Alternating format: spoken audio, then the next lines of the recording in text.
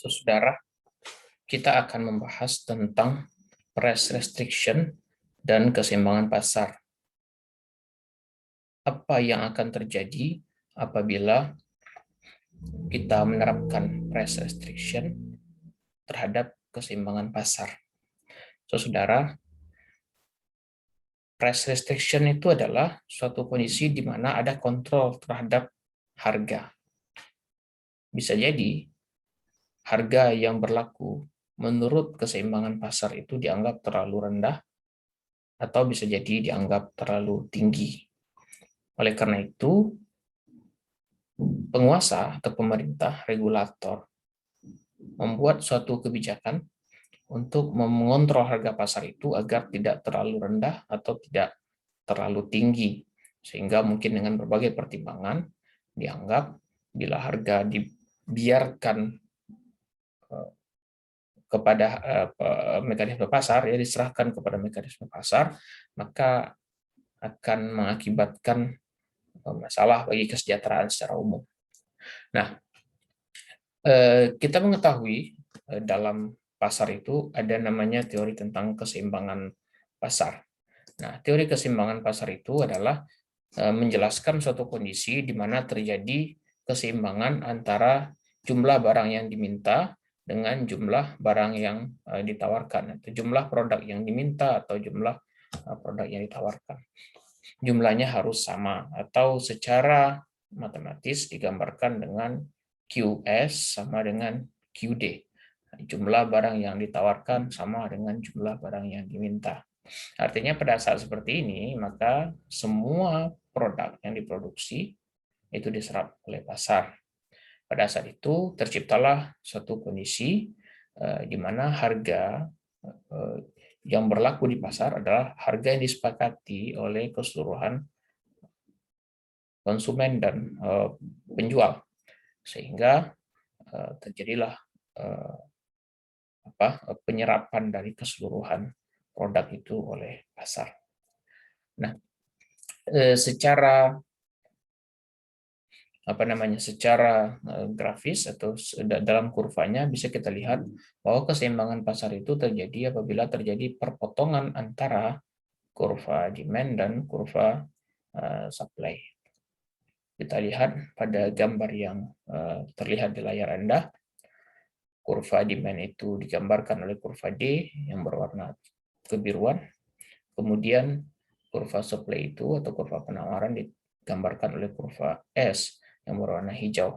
Ada satu titik keseimbangan di mana terjadi perpotongan antara kurva demand and supply, yakni pada harga yang lebih kurang ya di antara di harga 7 ya di sini ya, di harga 7. Nah, kita perhatikan lagi teman-teman. Pada saat titik keseimbangan ini yang kita sebut dengan titik equilibrium, tercipta satu kondisi di mana ada kuantitas ya, ada kuantitas pada saat harga keseimbangan. Ini kita bikin garis lurus ya, mohon dianggap lurus saja karena saya tidak menggunakan alat khusus untuk menggambarnya. Nah, ini adalah quantity equilibrium ya, itu jumlah barang yang diminta pada saat keseimbangan. Nah, angkanya ini ya mungkin antara 6 dan 12 ya, mungkin di angka 10 ya. Kemudian harganya adalah 7.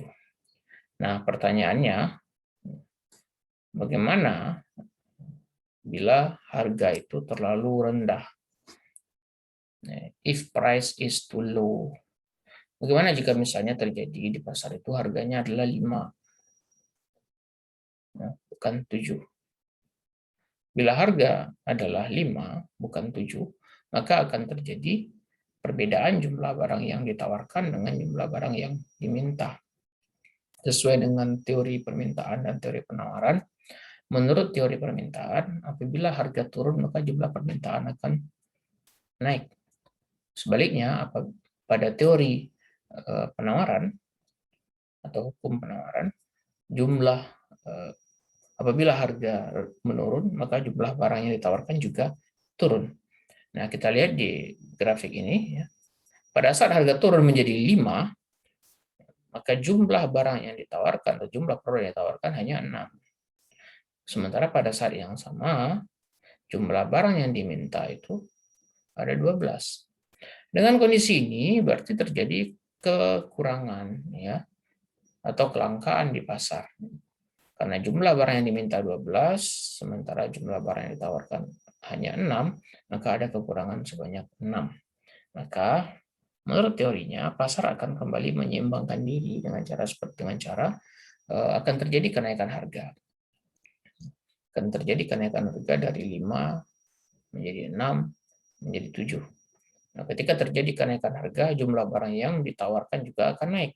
Ya, dari 6 mungkin naik ke QE ini ya. Ya, ada pergerakan naik di sini. Pada saat yang sama, karena harga itu naik, otomatis sesuai dengan hukum permintaan, jumlah permintaan akan turun.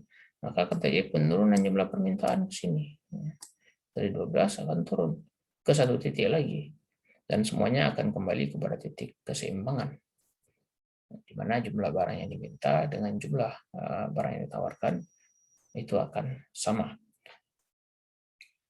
Itu pada kasus di saat terjadi di mana harga lebih rendah atau harga terlalu rendah. Di saat yang lain boleh jadi terjadi sebaliknya. Bagaimana sebaliknya itu? Sebaliknya itu adalah apabila harga terlalu tinggi. Apabila harga terlalu tinggi, apa yang akan terjadi? Sesuai dengan hukum permintaan, bila harga tinggi, maka otomatis jumlah permintaan akan menurun. Menurut hukum penawaran, bila harga naik, maka jumlah penawaran juga akan naik. Nah, yang akan terjadi adalah seperti digambarkan di dalam kurva ini, tak akan terjadi surplus, ya, kelebihan jumlah penawaran. Ya, misalnya harga 9, padahal harga keseimbangannya kan di sini ya, kita perhatikan ya. Harga keseimbangan itu adalah 7 dengan jumlah kuantitinya 8. Jumlah kuantitinya 8. Nah, masalahnya bila harga yang ditetapkan adalah 9, maka otomatis jumlah kuantiti yang diminta menjadi turun dari 8 menjadi 6. Ya, pada kasus ini. Tapi pada saat yang sama, karena harga itu naik, maka berarti menurut hukum penawaran, jumlah penawaran akan naik dari 8 menjadi 14. Apa yang terjadi di sini? Terjadilah surplus. Surplus itu artinya kelebihan jumlah penawaran. Jadi jumlah barang yang ditawarkan atau jumlah produk yang ditawarkan di pasar itu lebih daripada jumlah permintaan di pasar. Ya, ini surplusnya tidak tidak terserap oleh pasar. Kebalikan dari contoh yang tadi di mana permintaannya yang berlebihan, sementara pada kasus ini penawarannya yang berlebih, ya, terjadi surplus. Nah, apabila hal ini terjadi, pasar juga akan kembali menyeimbangkan diri menurut teori ini, di mana produk-produk yang tidak diserap oleh pasar itu otomatis akan mengalami penurunan harga. Pasar akan kembali seimbang. Harga akan turun dari 9 akan kembali ke titik keseimbangan ke-7 ya harga. Nah, otomatis ketika harga turun maka jumlah barang yang ditawarkan, jumlah produk yang ditawarkan juga akan turun, tapi jumlah produk yang diminta atau jumlah permintaan juga akan naik ya, kembali dari 6 ke 8. Pada saat yang sama, kuantitas yang ditawarkan turun dari 14 ke 8, sehingga ia akan kembali kepada titik yang disebut dengan titik equilibrium ya, atau titik keseimbangan.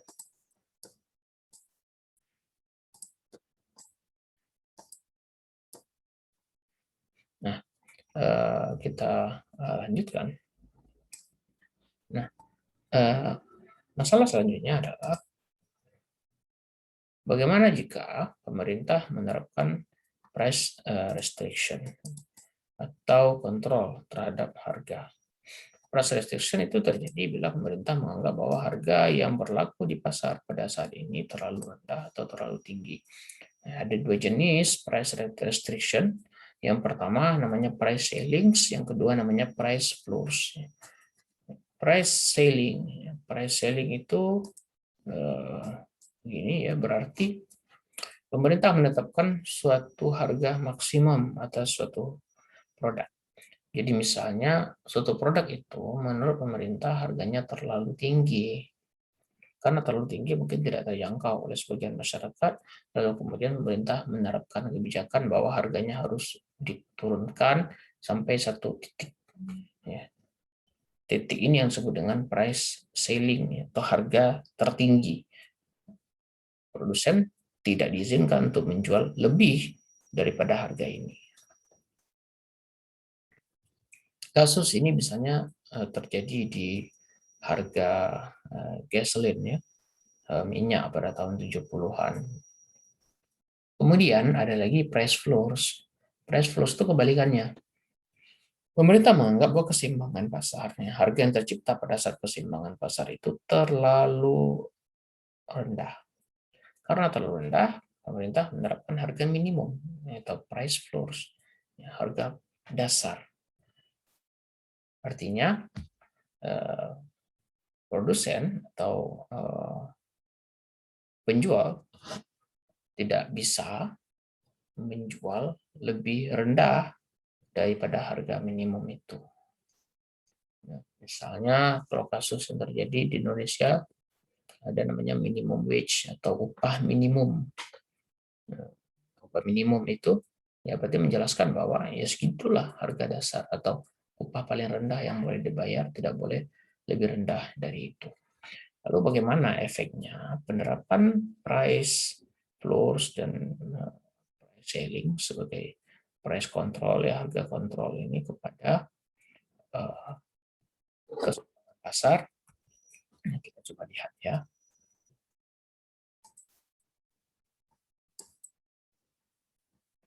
Nah, dampak dari harga tertinggi ya.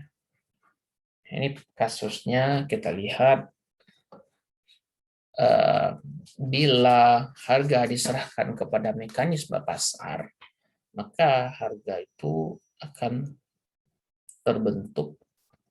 Harga itu akan terbentuk di dalam kurva ini pada apa yang kita gambarkan dengan P, ya, P bintang ini atau P stars ini ya. Jadi harga keseimbangan akan terjadi di sini pada harga P bintang pada Q bintang. Nah, menurut pemerintah harga ini terlalu tinggi, misalnya. Maka ditetapkanlah price ceiling, harga tertinggi yang ditetapkan di P ceiling, ya, di P ceiling, ya, harga tertinggi. Tidak boleh lebih tinggi dari ini. Nah, apa yang akan terjadi jika ditetapkan di P ceiling? Nah, kita lihat di sini. Pada saat harga ada di P ceiling, maka quantity itu ada di QS. Ya. Quantity apa ini? Quantity dari supply. Quantity dari supply. Perhatikan kurva ini ya. Kurva yang berwarna hijau. Pada saat yang sama, quantity demand, quantity yang diminta juga berbeda ya, karena ada di QD. Ya. Jumlah barang yang diminta ada di QD. Jadi otomatis apabila pemerintah menerapkan harga tertinggi, jumlah permintaan akan banyak, sementara jumlah penawaran akan sedikit. Maka terjadi kelangkaan di sini. Kalau begini, berarti pemerintah harus mengkompensasi. Ya. Mengkompensasi bagaimana caranya agar si produsen tetap mau memproduksi pada saat harga lebih rendah daripada harga pasar. Ya, atau pemerintah atau produsen harus menjual di harga yang tidak sesuai dengan mekanisme pasar atau lebih rendah dari mekanisme pasar. Nanti ada keuntungan yang hilang yang seharusnya menjadi milik produsen tapi tidak bisa dia dapatkan karena harga yang lebih rendah. Nah, bagaimana kita melihat kerugian itu? Nah, kita bisa menggunakan analisis kita tentang surplus yang kemarin kita bahas ya. Nah, maksudnya begini, sebelum kita membahas tentang apa namanya ini price selling, kita kan sudah bahas tentang surplus. Ketika harga yang berlaku adalah harga pasar, di mana harga pasar itu ada di titik E ini, maka ada surplus konsumen dan surplus produsen. Berapa surplus konsumen? Ya, sesuai dengan teori surplus konsumen ya segini.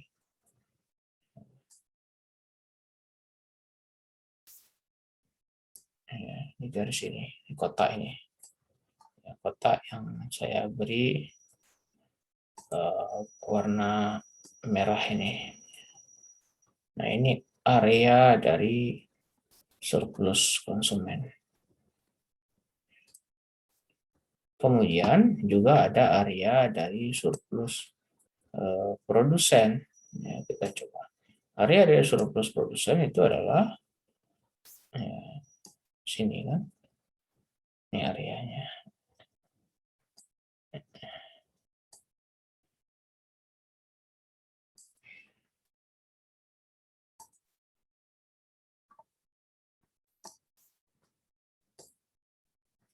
Area yang berwarna hijau ini adalah area surplus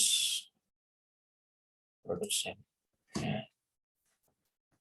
Nah, tapi dengan adanya price selling, maka otomatis terjadi perubahan. Apa perubahannya? Saya akan gambarkan dengan warna lain. Surplus produsen jadi berkurang. Kenapa? Karena harganya yang berlaku itu adalah di P selling, bukan di P bintang. Sehingga surplusnya akan bergerak ya kan. Tadinya di atas, sekarang tinggal di bawah ini aja.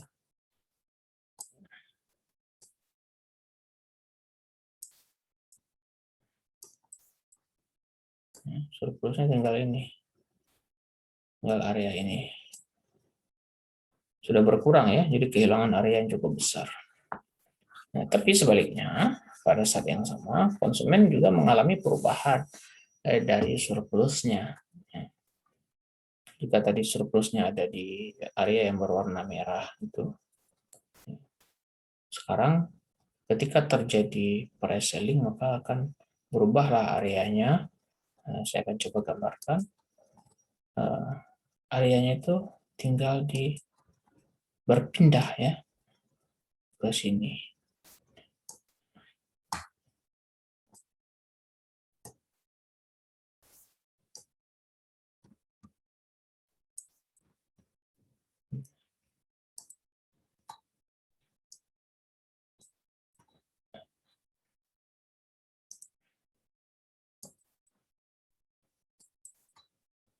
Nah, areanya itu berpindah, yang saya gambarkan dengan warna coklat ini ya.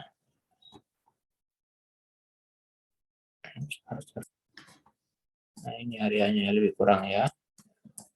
Yang terlihat terjadi perubahan area ya. Yang tadinya areanya ada di sekitar sini ya, dari di atas titik equilibrium, sekarang areanya pindah.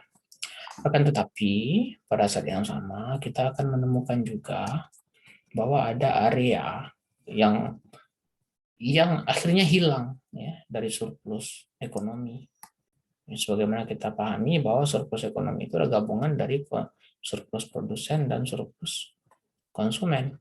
Tapi dengan adanya price restriction ada wilayah yang hilang ini, yang saya gambarkan dengan warna hitam ini.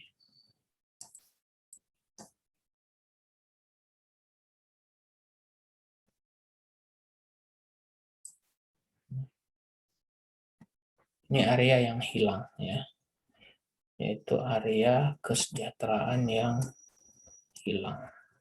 Nah, area kesejahteraan yang hilang ini kita sebut dengan deadweight loss, ya. Deadweight loss.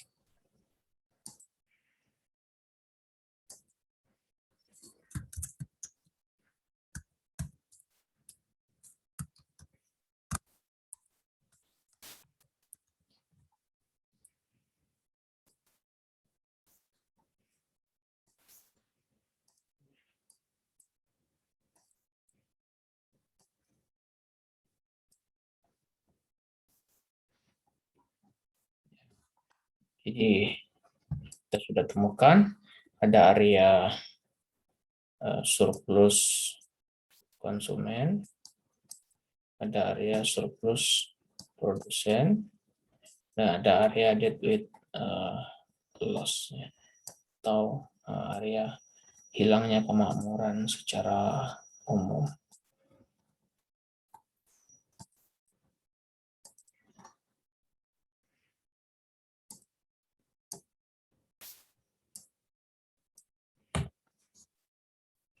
Ini impact atau dampak dari price selling.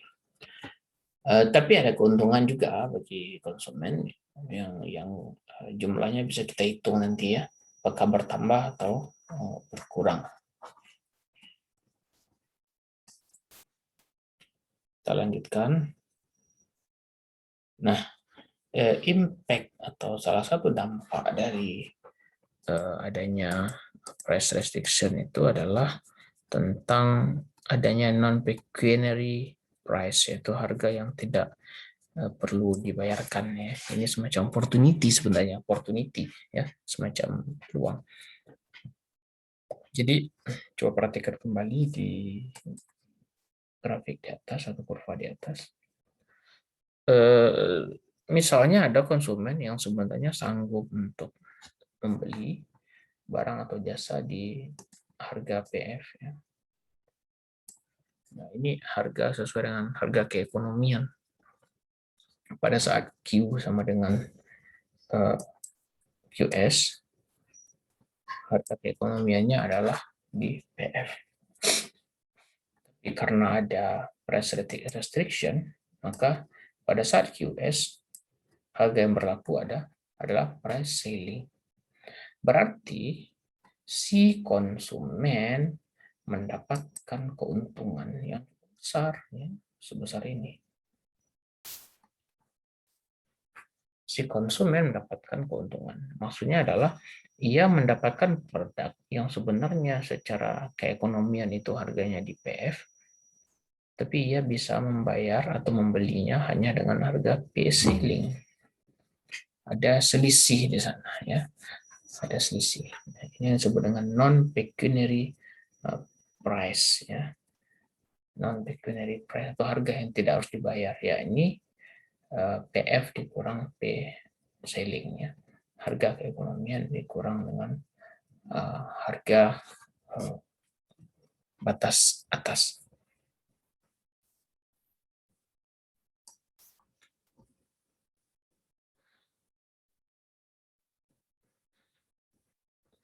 Nah, ini yang kita temukan dari penjelasan di atas yang kemudian dirumuskan, di mana full economic price atau PF itu adalah price selling ditambah dengan non pecuniary price, ya. Jadi harga keekonomian itu sama dengan harga batas atas ditambah dengan harga yang tidak perlu dibayarkan atau non pecuniary price, ya. Nah, kita lanjutkan dengan pembahasan tentang price flow. Nah, ini ada contoh kasus tentang ini tadi, ya, tentang price selling. Anda bisa pelajari di sini contoh kasusnya. Kita akan lanjutkan lagi ke dampak dari harga dasar.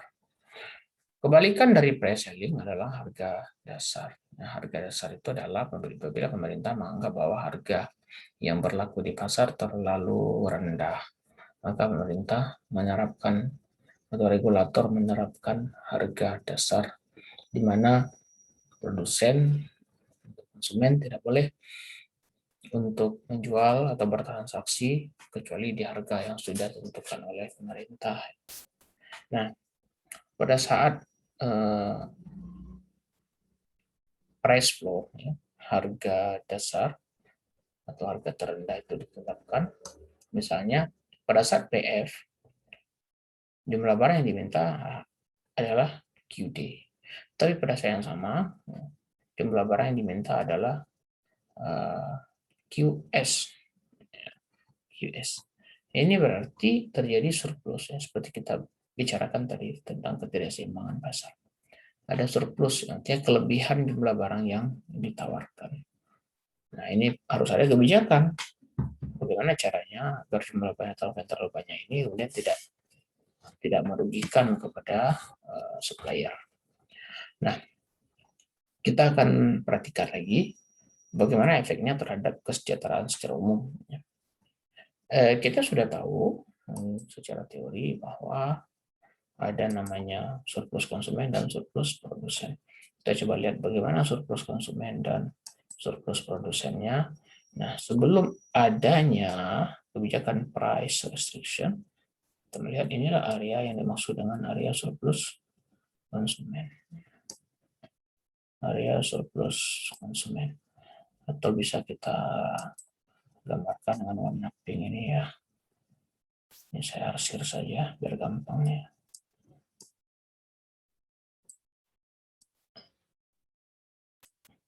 Ini arsirannya.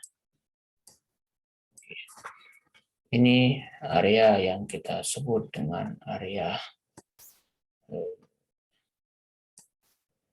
surplus konsumen.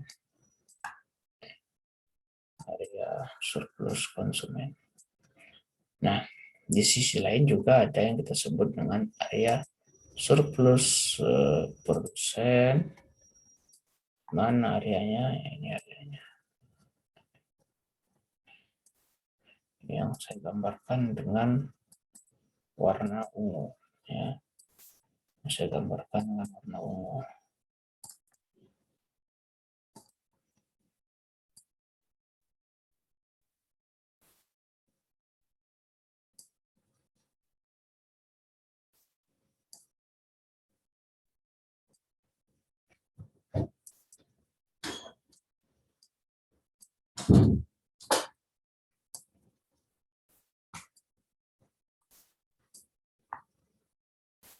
Oke, ini kita sebut dengan wilayah atau area surplus produsen.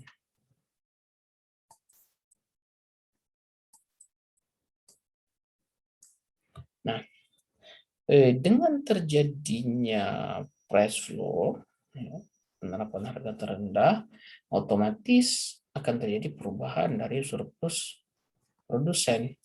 Nah, berapa perubahannya? Nah, kita akan coba lihat ya. Saya akan coba gambarkan dengan warna yang lain. Nah, saya di sini ada punya warna biru.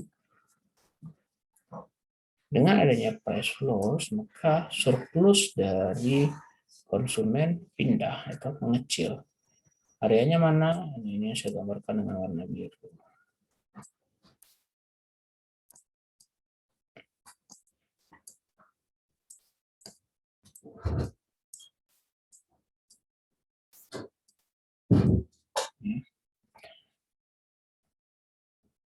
Jadi artinya konsumen sekarang kan jadi harus membayar lebih tinggi daripada harga keseimbangan pasar. Sehingga surplusnya menjadi mengecil. Pada saat yang sama, coba kita lihat surplus produsen yang tadinya areanya di warna ungu, sekarang pindah menjadi area yang warna hijau. Ya, ini saya gambarkan.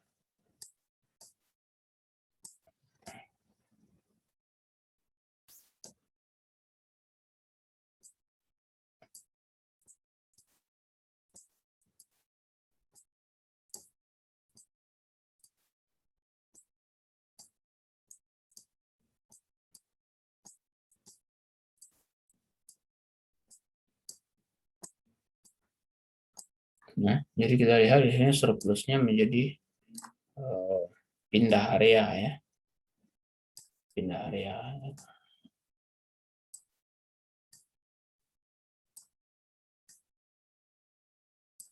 Nah, jadi tetap saja hal ini secara umum akan mengganggu surplus ekonomi sebagai penjumlahan dari surplus konsumen dan surplus produsen. Kenapa? Karena ada satu area di sini yang hilang ya. Jadi surplus yang hilang, ini di wilayah yang kita beri arsiran warna hitam ini. Tadinya ini adalah wilayah surplus bersama antara produsen dengan konsumen. Sekarang otomatis daerah ini menjadi daerah yang hilang. Nah, ini kita sebut dengan deadweight loss ya, atau wilayah hilangnya kemakmuran secara umumnya.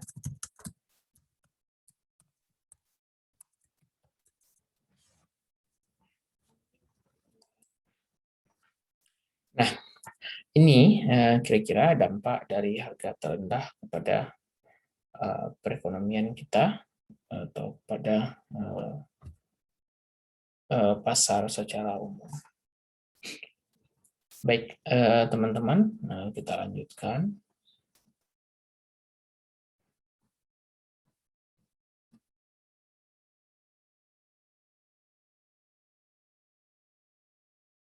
Nah, mengapa analisis supply and demand ini penting dalam managerial economics?